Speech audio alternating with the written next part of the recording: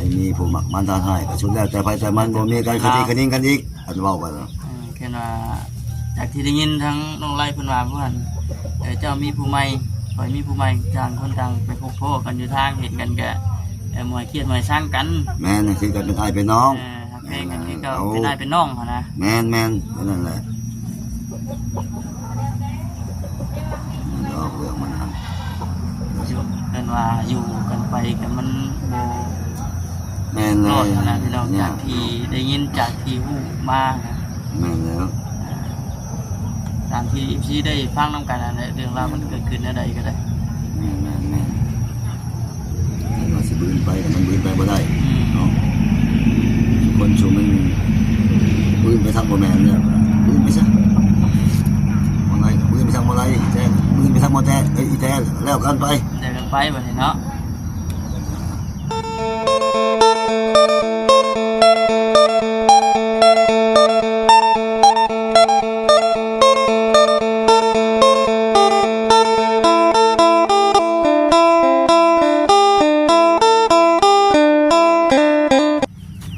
พี่น้องเลยเนาะตัดภาพมาวันนี้อยู่ที่หน้าบ้านนายเพื่อนคงพอสมไม่ซับเป็นที่ไรแบบนี้คือเราเพื่อนเราซ่านอยู่แบบนี้ทักทายสบายดีเด้อพี่น้องเด้อเอาสบายดีเด้อพ่อเด้อเป็นจังไดนั่งนี่ได้บ่น่ะนั่งเลยฮะเอานั่งคุยกันนี่เด้อทัวร์แล้วว่าทัวร์แล้วว่านั่นว่าแต่ไม่ไรถือว่าเลยว่าทัวร์คักแน่ดีบ้านนี่โดยมาสั่นแล้วเอาของที่สิ่งเขาขอกันจบมือใดกันเนี่ยที่เป็นวันนี่เด็กกันเจ้าว่ากันเองบ่ดูว่าเขาบอกกันเองน้องเอาแม่ว่าเราเคลียร์กัน2-2ตามเขาเว้าอันนี้ตามเพิ่นว่าบ่แล้วก็ขอกันว่าขอตู้แล้วก็อีกสักนี่แหละตู้ยังตู้แช่บ่ดูว่าตู้ใช้เครื่อง2หน่วยเด้ที่ตู้เย็นตู้ยางใช่หรอบ่มาไล่ก็พอใจเอาให้จักยังนี่แหละไปเลยเบิ่งน้ำเขาอย่างนั้นเรากันนะความ2คนนี่เลิกลากันที่ว่าแล้วนะชื่อ2คนนี้เราก็พอใจคนก็พอใจต่างคนต่างพอใจนะเนาะต่างคนก็ต่างไปบ้านนี้ให้มีผู้หมักมันทานให้ก็ชุดแล้วแต่ไปแต่มันบ่มีการคดีคนิ่งกันอีกอันเว้ากันแค่ว่าจากที่ได้ยินทั้งน้องไล่เพิ่นว่าเพื่อนเจ้ามีผู้ใหม่คอยมีผู้ใหม่ต่างคนต่างไปพบโพกันอยู่ทางเห็นกันแกมวยเครียดมวยสร้างกันแม่นคือกันเป็นอ้ายเป็นน้องเพลงกันที่ก็เป็นอ้ายเป็นน้องเขานะแม่นนั่นแหละเรื่องมันทันเป็นว่าอยู่กันไปกันมันโบแม่นเลยนะพี่น้องจากที่ได้ยินจากที่หูมาแม่นแล้วตามที่พี่ได้ฟังน้ำกันอะไรเรื่องราวมันเกิดขึ้นอะไรก็ได้แม่เราสิบืนไปแต่มันบืนไปบ่ได้เนาะคนชูมันบืนไปทางบ่แม่นเนี่ยบืนไปซะบ่ไงบืนไปทางบ่ไรแจ้บืนไปทางบ่แท้อีแท้แล้วกันไปแบบนี้เนาะใช้ชีวิตคนละอย่างบ้านคนละอย่างทางไปทางมันพี่น้องทางมันแม่แล้วทั้งพ่อทั้งแม่ก็ถือว่าเห็นลูกเห็นเต้าแยกทางกันแบบถึกไปที่กันโล่งใจแน่โล่งใจแล้วดีกว่าสิเว้ากันว่าชานบ้านชานเมืองชานแข็งน่ะบ่อยากให้เฮ็ดเนาะแม่เนาะคันว่าทุกคนสิพอใจเนาะเจ้าก็แต่ว่าบ่ให้เขียนให้สร้างกันเพราะว่ากฎเกณฑ์ของมันเนาะคือกันเฮาเคยบอกแต่พ่อแต่แม่เฮาคอยกับเจ้าอยู่ร่วมกันมาฮอดยามนี้เป็นจังซั่นยามนี้เป็นจังซั่นแล้วก็ให้เป็นไปซะเนาะในเมื่อต่างคนต่างเต็มใจที่ไปคือพ่อแม่นี่สิบังคับจิตใจลูกนี่จิตใจบ่ได้บังคับบ่ได้เฮามักลูกบ่มักลูกมักเฮาบ่มักนี่ก็บ่บ่ถือเรื่องตัวนี้มันขึ้นกับเขาเป็นผู้ตัดสินคันพ่อแม่ว่ามักลูกเบานี่ก็อยู่อีกยากคือกันยากอีกแล้วนี่ก็คือว่าแล้วยังบ่ได้เพิ่นเอิ้นนะคำโบราณเพิ่นว่าผู้เพื่อนตามใจผู้อยู่ผู้ตามใจผู้นอนแต่ว่าเรื่องอันนี้กับพ่อแม่กับบ้านผู้ยักษ์นั่งบอกว่ายินแต่อีแท้ก็ว่าเดี๋ยวขอคุย2-2บ่อยากให้มีเด็กก่อนเพิ่นสิเลิกเดี๋ยวเพิ่นโทรมาหาทางพ่อก่อนบ่จังได๋บ่ยันว่าโทรมาเดี๋ยวลูกสิขอคุยกับ ว่าไรเป็นสองจีบบริเวณเนาะ บ่ได้เว้าจักอันว่าเราสองพ่อเมียเขาบ่ฮู้แต่ว่าพ่อแม่นี่บ่ฮู้หยังหมดเขาสิเว้าจังไดก็มีแต่เขามาสอนสิฟังแล้วก็เว้าตามเรื่องมันนะ อันนี้ก็เห็นอยู่ในคลิป แม่น ของเงินไอ้บุญเพิ่นนะพี่น้องเนาะเพิ่นจบลากันก็มีแต่ว่าต่างคนต่างไปใช้ชีวิตเติบโตของไปของเราบัดนี้ที่เฮ็ดอะไรที่สร้างหยังก็แล้วแต่คะแนนอย่างละหน่วยเครียดหน่วยช่างกัน แม่น นะพี่น้องเนาะ เนี่ยคือว่าเจ้ามีพวกมันทันหายไปซ่าไผไวแพ้เอาก่อนไผก็บ่ให้ถือผิดถือแม่นเนาะเห็นกันก็ถามกันคือเก่านั่นดอก จะมาเยี่ยมมายามสิเด้สมมติว่า ก็บ่ว่ากัน มาเยี่ยมมายามว่าน้องนุ่งก็ยังอยู่นี่เนาะ แม่นก็บ่แม่นว่าทั้งพ่อทั้งแม่นี่บ่แม่นว่าตัดขาดได้ บ่ได้เว้าได้เรื่องนี่ได้แต่ว่าอย่ามาก็มา เรื่องว่ามาเยี่ยมมายามเนาะ บ่ว่าแต่อีแตหรือว่าตาจอยคือกันเนาะตาดองกันเนาะเรายังมาลูกเราก็ยังอยู่นี่ก็บ่ติ อยู่นี่ผู้นึงพี่น้อง แต่อยากมาก็มาบ่ได้ว่าฉันว่าสิไผบ่มาเยี่ยมลูกเยี่ยมเต้าบ่มีดอกเนาะลูกอีแตคือฮอดน้องฮอดนุ่งมันมาก็บ่เกี่ยวกัน บ่เกี่ยวกันนี่ของเลิกลากันเลยเด้เนาะ แม่น ทาง แต่ แต่มือ บอกกันยังไงว่ามันเป็นคนอื่นแล้ว แต่ว่าเรื่องอดีตบ่ให้เว้าถึงเนาะจะห้องรวมกันผ่านมาแต่มื้อนี้เจ้าข่อยถือว่าเป็นคนอื่นแกแม่น อยู่ในปัจจุบันไปอดีตปล่อยวางไป แม่นบอกกันอย่างนั้นซะพ่อแม่ก็ปกปิดไว้อยู่บ่ให้มันดงมันดังเนาะบ่ให้มันขึ้นหันขึ้นนี่บ้านยังบ่ทอเมืองบ่ทอกลุ่มก็บ่อยากเฮ็ด ไปเรื่อยๆแหล้วกันว่าเพิ่นว่า แม่นแล้วค่อยไปมันว่าเรื่องเสีย แหละเนาะเอาบ่ฮู้ได้ว่าสิหลายหรือน้อยจังได๋แล้วพี่น้องไปเรื่อยๆก็คือว่าแน่นะคือว่าแล้วพี่น้องเนาะคือว่าโอเคเลยล่ะเป็นเข้าใจกันดีก่อนสิจบกีฬากันก็มาพ่อหน้าพ่อตากันคือมื้อก่อนน่ะคือว่าแต่ผู้นั้นว่านี่ผู้นั้นผู้นี้เลยแบบตรงกัน คันว่าเบาเลยคันว่าอันนี้มันเรื่องมันแล้วเนาะ แม่นอันนี้มันแล้วแต่ว่าผมก็บ่อยากสายคืนแต่ว่าเป็นตาสายเนาะคันว่าผมไปชี้ลงมากับแมนอยู่แต่จะพาคนคนหนึ่งมาพี่คนหนึ่งแล้วเขาว่าเรื่องความบ่ดีเรื่องความผิดไผก็บ่อยากหับเนาะแก้ตัวไผแก้ตัวมันนั่นนะก็มันพาให้มันยืดมันยาว มันยาวเต็มต่างคนต่างว่าไปบ่ได้เนาะ แต่ว่ามันไปซ่องหน้ากันเนาะซ่องหน้ากันจะไผแล้ว แต่ว่าอันนี้ก็ซอยประคองเสียปากบอกกับบ่แม่นทุกสิ่งทุกอย่างกับบ่หาเรื่องใส่ลูกบอกอะไรก็เว้ากันบอกอีทุกเขาเว้ากันไม่หาเรื่องใส่เขาเอาทุกสิ่งทุกอย่างให้ FC ฟังละเอียดต้องเอาความจริงมาเว้าพ่อแม่ก็ได้เว้านั่นอีทุก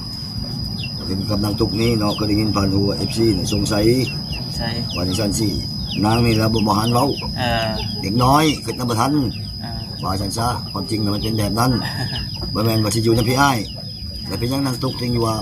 หลังจากไปสิบัดบ่มื้อน้ำเอ้ยเนาะก็บอกเพิ่นว่าโตก็บ่ติเพิ่นก็สนใจแล้วเนาะเพิ่นเป็นผู้เบิ่งผู้แย่งผ่านมาย้อนความบ่เข้าใจซั่นก็ถือว่าก็เลยบอกเพิ่นอยู่เมื่อวานจะได้ถ่ายคลิปเพิ่นอยู่ว่าแน่ใดมันหมายความว่าอีทุกนี่มันเว้าแบบนี้อีทุกนี่มันเลยคิดว่าอยู่ร่วมกันกับเอ้ยเนาะก็เว้าขอโทษนำก็ทุกสิ่งทุกอย่างเขาก็ฮู้หมดอันนั้นคำแก้วเลยว่าน้องหนูมันเลยคิดว่าความจริงก็เอาเนาะใส่มันอาจเป็นเอาแต่หมอนี่เป็นเบิ้งมานี่100,000 200,000พอไปเบิ้งปากบ้านปากเมืองซื้ออยู่ซื้อกินก็เลยอีนี่มันก็คิดว่านั่นแหละก็แนวแหละเอาไปก็ระหว่างเอ้ยกับเอาเนาะเราเบิ้งเอ้ยกับเอามันผู้นั้นมันเอ้ยอยู่แต่บ่เบิ้งผู้นี้เป็นเบิ้งมานี่ก็เลยตัดสินใจแต่ก็ได้ผิดเล็กน้อยอันใดก็ญาติผิดอันใดก็ญาติยังรู้ว่ากับบ่ถึกคันบอกเพิ่นซะมื้อนั้นว่าถ้าเพิ่นถามว่าอันนั้นสิเอาว่าไปอยู่กับพี่อ้ายก็บอกเพิ่นว่าบ่แม่นอย่างนั้นอธิบายสู่เพิ่นฟังว่าเอาผัวแล้วย้อนสาเหตุเป็นจังจะเอาแต่น้อยย้อนมันบ่มีผู้เบิ่งผู้แยงนี่ก็ใส่คือทาง FC ฮู้เนาะพ่อแม่ก็ตายแล้วอันน่ะก็มันเบิ่งแต่อีทุกคือพวกเฮานี่ก็ดีก็คือทางนี้ฮู้เนาะคือกับ FC ฮู้มาอยู่ในพวกเฮาตั้งแต่น้อยๆจนใหญ่ก้าในบ้านกินมาก็แม่นแต่บ่ไรผู้เดียวเบิ่งแม่นเนี่ยบ่มีกับพ่อแม่คือเขาพ่อแม่คือเก่าแน่เนาะอันนั้นมันเป็นจังซั่นเพราะว่าอีกอย่างแค่ว่าแล้วก็ พ่อแม่ทั้งพุ่นเนี่ยไปคนละทิศคนทางแม่ก็เสียแล้วฉันเนาะเพิ่นก็อาศัยทั้งนี้เนี่ยนะพี่น้อง อาศัยทั้งพี่ พ่อก็ไปหามีครอบครัวใหม่ คือทางผู้แล้วนะมันบอกก็คือเห็นลงมาวานเชียนี่กันนี่แน่มันเป็นชั้นเรื่องมัน ที่บางท่านมันก็บ่เข้าใจกัน เบานั่นลงมาเบาเวียงลงมาพวกเขาทำเขาเขาจะยืนให้ว่า1,000%บ่วันจะร้อยว่านางตุกนี่เอากับเท่าวันใส่แท้บ่แม่นว่าเท่าไรนี่สิคิดจังซั่นสิกับน้องบ่แม่นเพราะว่ายังยืนให้ คือเอาแล้วเนาะ นั่นซะเรื่อง แต่ว่าเรื่องของน้องตุ๊กนี่เรื่องไว้เรื่องคอได้ผมก็ให้เพิ่นใหญ่กันบอก ฮะ เรื่องไว้เรื่องคอ เรื่องไว้เรื่องคอนี้นางตุกนี้ก็บ่ได้ปฏิเสธ ก็คือทั้งหูเนาะถ้าว่าเรื่องมันที่กองมันไผเป็นไผยิงก็เพิ่นนั้นมาหา เนาะต้องมีแล้วเนาะเรื่องพวกนี้เนาะพ่อเนาะ แต่ว่าพอบ่เป็นพอเฮาลีกได้พอเฮาบ่ลีกแต่ว่ามาบ่ได้มาคุยกันได้แต่ว่าอย่าลืมได้เนาะถ้าเอาคนอื่นมาไขว่พวกเฮาบ่รับได้เจ้าสิเอาคนอื่นคุณมาบ่ได้ถ้าว่าเอาป้ามันมาพอรับแต่ว่าไปนี่ก็ได้ไผจะมาก็ได้จะเอาเท่าคอมาก็ได้แต่ว่ามาหับผิดหับของได้ถ้าว่าโทษมีนี่ถือว่าสมมุติว่าไปบ่สร้างยามบ่งามดินดาวดินแพ้วบ่หรือว่าจะได้หนึ่งเจ้าหับได้ถ้าว่ามีความไผมีความสามารถหับแต่บ่ได้มาไขว่ก็ได้เฮายอมหับเฮาบ่ได้เรื่องผิดของแต่ผิดของทำเฮากันถ้าพวกเจ้าก็ต้องหับ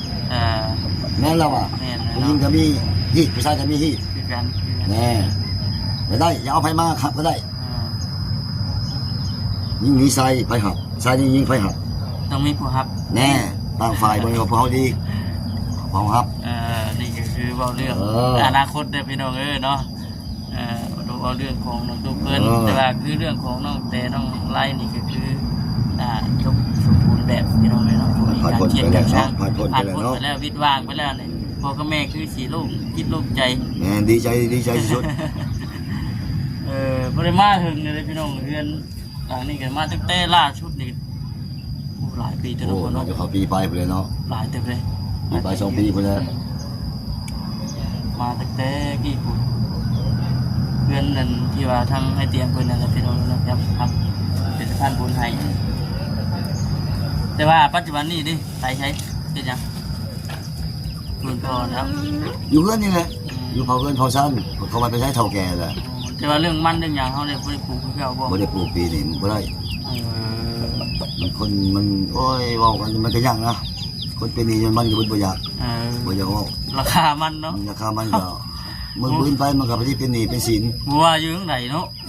ราคามันนี่ตกพี่น้องเลยเอาไปมาจะปลูกก็เสาดินเสาดอนเนาะ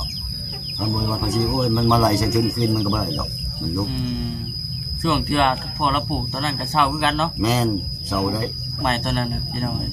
แต่ว่าเสาตอนนั้นมันคะแนนมันบ่แพงเนาะราคามันก็สิตกวันนี้เดี๋ยวนี้บ่มีคนสามารถเฮ็ดมันเป็นนี่ได้เนาะคนปลูกลายบ่ดีว่ามันเป็นน้ำเศรษฐกิจมันจักบ่เข้าใจคือสิมันลุกขึ้นย้อนว่าราคาเนาะมันบ่อยู่บนเก่ามันบ่คงที่เนาะอ้อยนี่แม่นอยู่เจ้าบัวระบัดภาษีเนาะก็แม่นอยู่ดอกเอาสิ้นเปลืองมันก็หลายเนาะจักมีจักไทยยังก็แต่ว่ามันเอาชื่อราคาดีเนาะตกอยู่มันก็สิลื่นขึ้นกว่ามันอีกเนาะ7-8 แสนเนาะตอนนั้นพอที่จะว่าเท่าแก่ไปอยู่นี่ก็อยู่ในกันในชาตินี่นะแต่ว่าแล้วก็ต้องตัวห่างกายเก่งแห้งคือเก่าเก่งแห้งอยู่ไปถึงแล้วเต่าได้ไปเห็นได้เห็นงานมันมาเลี้ยงมาคือว่าอาศัยลูกอาศัยเต่าแล้วมันอาศัยลูกหาอยู่หากินคืออยู่เพื่อนหลังนี้จะคนกับแม่เลยบอกแม่กับน้องผู้น้อยไปเห็นงานแล้วก็ไปเห็นงานแล้วไปทำไมมันนี่แหละไปนำไทยบ้านไทยเมืองนี่แล้วบ้านปุยอ้อยบ้านปุยฉีดยาไปฉีดยานี่ก็ไม่ได้ไปแล้วมันจะเป็นเนาะทุกอย่างนี่แล้วเขาขันแรงแกงขันมอนี่แล้วยังเป็นว่าเขาซื้อเนาะเจ็บไข้ได้หนาวอีกกระไรอะไรแล้วนี่ก็หากระบาดหงหมอได้แต่ว่าบ่แม่นว่ามันดีเลยสุขภาพก็ดีพ่อนี่พ่อแม่นเป็นนี่เลยเอาบางแรกก็ไปหมอทำมือนะแต่มันบ่ถึงขั้นว่าเป็นแบบนั้นแบบนี้เจ็บแกงเจ็บขานี่แล้วเป็นยางไม่ห้องโอ้ยอยู่เจ็บคือตะกี้หมดแม่นถือยังก็ลืมเลย ถึกปืน ถือปืนตะกี้พุ่น แม่นโอ้ยจนยางก็บ่ได้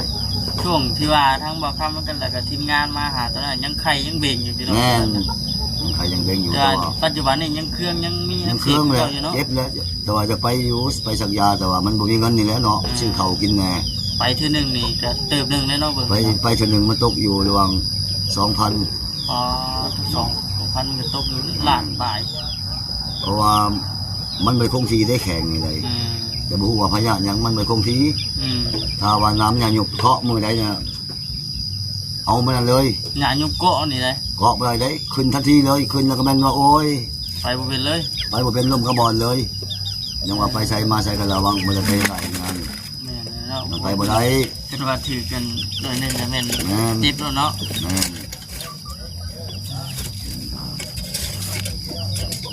แต่ว่าอาศัยลูกอาศัยเต้าแล้วบัดนี้ แม่น ผู้น้อยก็ใหญ่เป็นบ่าวเลยเด้เฮ็ดเวียกเฮ็ดงานได้มีกุบลเลย หาเงินมาใส่หนี้ใส่สินแน่เจ็บเป็นบางแล้วก็ยืมเขาไป อืม ยืมไปอยู่เงิน10,000ไปพุ่นแล้วต้อง16,000 17,000กินค่าอยู่เป็นของหมออยู่6-7 คืนพุ่นได้ อ๋อ สักยามันจะลงจะมันบ่ลงแต่ว่าวิธีมันเพิ่นแจ้งเนี่ยเพิ่นก็อยากให้พาแต่บ่มีเงิน มันต้องใช้ บ่ว่ามันสิแล้วอะนะ มันก็มี เว้า แบบ กันง่ายๆว่าก็ดูกินชีพอันนี้เว้ากันง่ายๆซะ อืม เขาก็เว้าอยู่คันว่าพาออกขูดออกแล้วแม่นได้ มีสิทธิ์หาย มีสิทธิ์อย่างได้ไปเป็นปกติแต่ว่าเดี๋ยวนี้มันบ่มีเงินมันเว้าเรื่องโอ้ยค่าปลาชาจอนี่ยากนะ คือแบบว่าโรคพยาธิที่ว่าทางเฉพาะเราเป็นนี่คือมีสิทธิ์หายอยู่แต่ว่าต้องใช้งบจำนวนหลายพี่น้องเนาะงบ เนี่ยนะเป็นสัตว์ออก เพ มา ราะว่าในขั้นตอนการผ่านี่มันต้องใช้งบหลายอยู่แล้ว เรื่องหูเรื่องตานี่ก็เป็นหุงได้อเบิ่งนี่ได้มันเป็นหยังเนาะบ่เห็นหุงเบิ่งนี่มีแต่เบิ่งเดียวนี่นั่นแหละการไปมามันก็บ่อยากละเอียด สะดวกสบายคือตะกี้บ่ได้ติ แม่น ไปเป็นอะไรบ่ ไปนั่นแล้วมันเว้าหลายนะเบาเอ้ยมันเอ้ยเว้าเรื่องกินอยู่นี่ก็พอใจอะนะมันเว้าเรื่องอย่างอื่นนะ เนาะเรื่องเขาเรื่องใหญ่กับ เขาก็มันแพงเนาะผู้เมืองนี่ ชอบเรื่องไทยเขาได้ โลก6-7 แสน8 แสนเพิ่นบ่ได้ บาทขึ้นจะ800,000บ่ 8 แสน บาทขึ้น แม่น เออย ากนะเนี่ยว่ายากแก้ไขน้ำเขานี่ก็บ่ตกเลย เปียงนะอ้าว ถ้าว่ารายวันนี่ก็คือรู้แล้วเนาะ เฮ็ดได้ได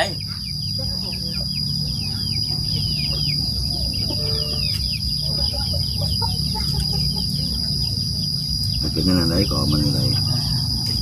ไปทางหนึ่งวิทย์ทางหนึ่งไปทางวิทย์ทางหนึ่ง ไปหนึงป้าหนึงใช่ติ แมน มันเหมือน โอ้ขา เอาน้ำบ่ทันเนาะ แม่นนะ ไปกันเนาะ อืม คือช่วงนี้ยังว่ายังว่าพอได้คุกคีกับ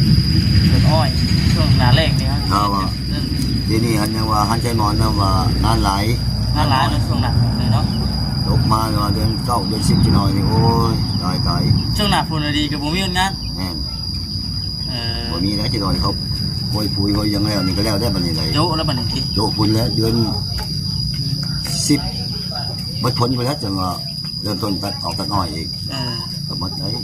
ว่าช่วงนี้หันใจหมอนอยู่ยังว่าโวยปอกโวยปุ๋ยฉีดยา เวลาครับไปครับนี่ได้ครับเมาเพิ่นบ่ดีว่า เฮ็ดละเฮ็ดเมาก็มี เงิน บาง นี่ ที ไปได้เพิ่นจ่ายเฮาไปได้นี่ผมแบบจ่ายคำมาได้แม่นจ่ายแล้วบ่ดีว่า ไม่ก็เป็นบางจุ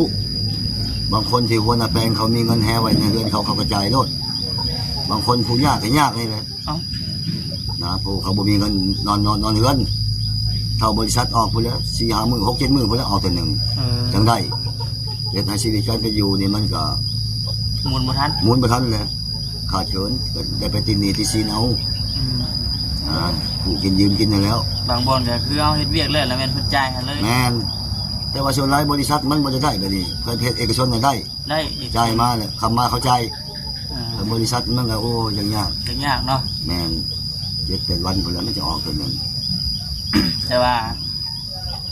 พนักงานที่เอาไปเฮ็ดนี่ก็หลายคนอยู่แล้วอะไม่มีแต่เฮาเลยเนาะ มัน หลาย ไปจักรยานนะไปจักนะ อืม ติไปเพราะว่าคือว่ามันก็จุจนหลายเนาะยามนี่เนาะ สู่เบียกสู่งาน ว่าสินค้าท้องตลาดที่เคยเห็นนี่แล้ว คอยถามอะไรเป็นย่านเบิดไปอยู่เล็กไปเบิดไปอย่างเงี้ยนี่แหละพี่น้องเราต่างมื้อนี้นะมาหาน้องไล่อยู่เพื่อนเลยก็ถามน้องไล่ว่าได้ทำพ่อทำแม่อยู่เพื่อนบ่ฉันลงไปเยี่ยมพยายามเพื่อนก่อนวันมาถึงเนี่ยเห็นล่าสุดคือมื้อนั้นแหละพี่น้องวันนี้ลงมาที่บ้านเพื่อนเลยมาเนี่ยมาจิตแลคือสีหึงแล้วเนาะบริทีมงานเขามาหาบ่อยู่เพื่อน จิตใจจะไปแก้ไขตานี่แหละแห่งตาเป็นหุงแล้วตัวขวานี่ ทางขวานี่ แมนเป็นหุงแล้ว มันมัวบ่ดีว่า มัวเลยเป็นเลยแล้วอัดตึ๊บเลยอาศัยแต่เบื้องเดียวนี่มันก็แสงตามันก็บ่อยากสว่างแต่ไปกันเว้นกันยากๆนะ เป็นนั่นคำจะหน่อยโอ้ยเนาะ ขึ้นทั้งเต็กตานี่ บากแหละ มันจะแก้ไขตากันมีกันมีคำว่ามันเหมือนบ่มีซะคือเดียวนี้ฮะเอากันยังไงซะหามาซื้อเขาหามาซื้อเขา หามาแบบทุ่มแทนหนึ่งแบบป้าหนึ่งนะวันนี้มัน นอกจากหันบัดมาเพ็ดประแดกไปนัวอีกอาหารการกินอีก ชื่อเข่าแบบยังเกลือชื่อเกลือยังเป็นนัวประเดกไปชั้นนะพี่น้องเลยมันจะมาเล่าที่แบบขาดอันหนึ่งแบบคือว่าโอ้ยเนาะเอามันจะที่ว่าพูดเวลาพี่น้องเลยเนาะประเด็นหลักๆก็คือเรื่องน้องได้ก็ต้องแต่บรรจบสมบูรณ์แบบมันดีก็ได้ที่ว่ามาถามไทยจนฮอดบอลฮอดทีก็โอเคแล้วล่ะเอาไม่แต่ว่าสีจบคลิปแล้วก็ลาพี่แล้วน้องไปอะไรพี่น้องเลยเนาะจังไรก็มีโอกาสหน้าจะได้เข้ามาเยี่ยมมายามใหม่ได้พอเด้อ โดยอยู่ดีแม่งเอาสบายดีโอเคพี่น้องเนาะจังไรก็ขอบคุณทางพ่อแม่พี่น้องFCกันเพื่อทุกคนเด้อพี่น้องเนาะที่เข้ามากดติดตามรับชมแล้วก็เป็นกำลังแรงใจให้พี่น้องเลยเนาะแล้วก็บุกข่าวกดข่าวโฆษณาให้โอเคพี่น้องเอ้ยอยู่ดีแม่งสบายดี